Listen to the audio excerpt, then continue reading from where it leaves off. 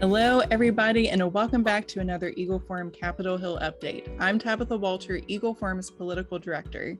Today, I'm going to talk about a topic that has actually been talked about for decades, the Equal Rights Amendment. Yep, it's back in Congress, and here's why. On October 12, 1971, the United States House of Representatives passed the Equal Rights Amendment, which is a simply worded amendment to the Constitution that proponents promised it would put women in the Constitution and would guarantee women's equality. As Eagle Forum's beloved founder, Phyllis Schlafly, asked in her newsletter that would become the death knell of the ERA, what's wrong with equal rights for women? Phyllis bothered to read the ERA and point out that not only did it not, quote, put women in the Constitution, as the ERA mentions only the word, quote, sex, not, quote, women, but Phyllis noted that the ERA was likely to harm women, particularly society's most vulnerable women.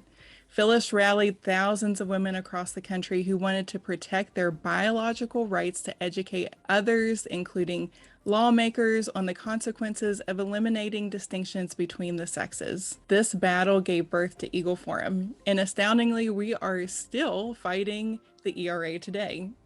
Even though the ratification deadline is long past, House Democrats have brought up the issue every year in Congress, usually with a piece of legislation in hand that erases the original deadline to allow the states who recently passed the ERA to be part of the count. The most recent fanfare was the House Oversight and Reform Committee hearing to commemorate the 50th anniversary of the ERA's House passage. The hearing was clearly stacked in the Democrats' favor.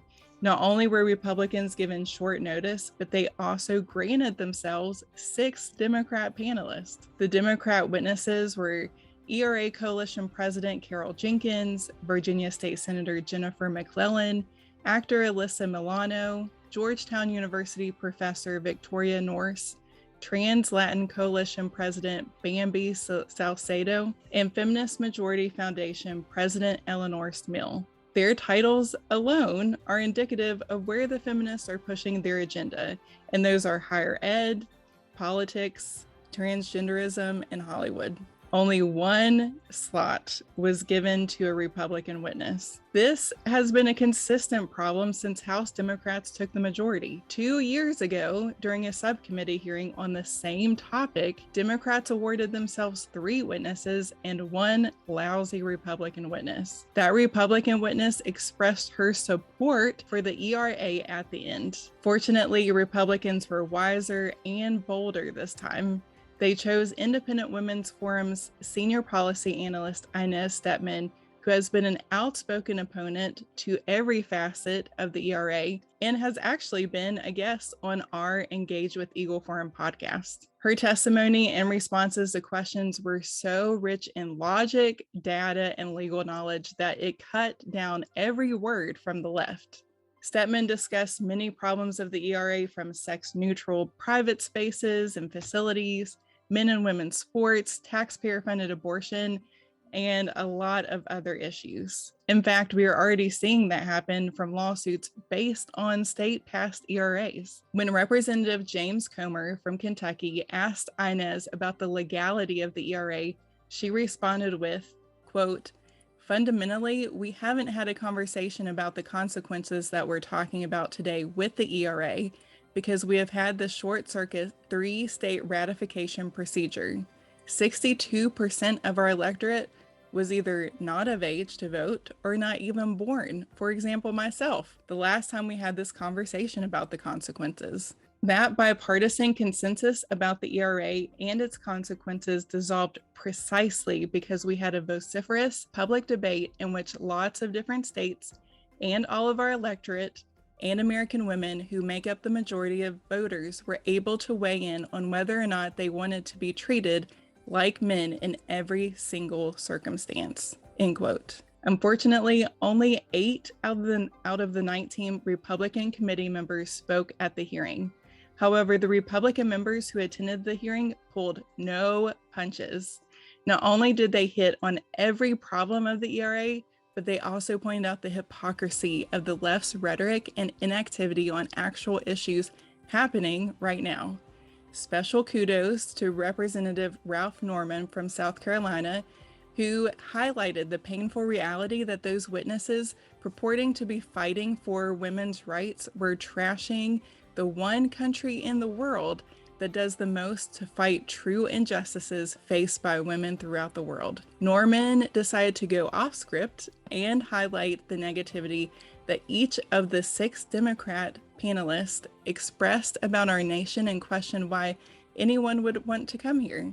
He said, quote, "I wonder what your testimony would be on the women who are being raped that are coming into this country. I wonder what your testimony would be with the Uyghurs in China who wanted freedom but are now incarcerated. I wonder what your testimony would be with the Kate Steinle who was gunned down by illegals. And I wonder what your testimony would be with over 22 cities that were destroyed, whose businesses were destroyed," end quote. Then he asked Alyssa Milano to name 3 things she loved about America. She fumbled through her answer, but eventually came up with 3 topics. One being the right to abortion that she mistakenly claimed was protected by the Constitution. This demonstration shows that the left's talking points are self-serving and destructive of American freedoms. Representative Fred Keller from Pennsylvania summed up this conversation in light of the state of our nation perfectly. He said, quote, "The ratification deadline for this measure ended over 4 decades ago. It seems like we're back in 1979 under the Carter administration when the ratification deadline for the ERA passed for the first time. We are dealing with the same rising gas prices, rising energy prices, rising inflation, and even Americans were being held hostage. If this is the Democrats' definition of progress, Americans have clearly stated they want none of it." This hearing was just another way that Democrats are trying to strip away women's rights and create the delusion that the ERA still has a chance. Eagle Forum applauds the Republican members who used their time to shed light on the ERA, as well as Inez Stepman, who wasn't intimidated to be the lone panelist fighting for women's rights. If your representative was one of the 8 Republican members who attended the hearing, we have an opportunity for you to thank their efforts.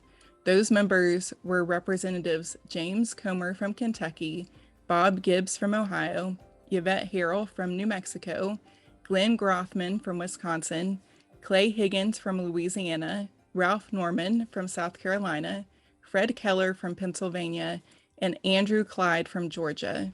Visit our website at eagleforum.org to send them an email to thank them for standing up for women. And while you are there, sign up for our emails and alerts so that you know right away what to take action on. If you have any questions about our report, please post them below, and we will see you back here next Thursday.